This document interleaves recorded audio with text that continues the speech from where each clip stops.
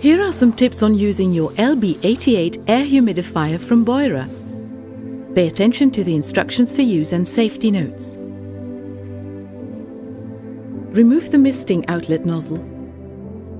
Then also remove the water tank, turn it over and undo the screwed plug. Fill the tank with no more than 6 liters of water.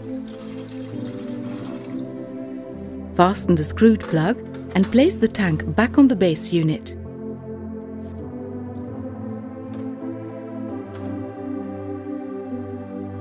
Place the air humidifier on a firm, level and water-resistant surface and connect it to the power supply. You can set the desired evaporation output using the control dial.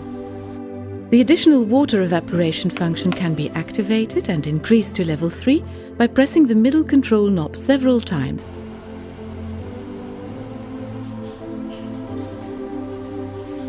To switch off the device, turn the control dial to on/off.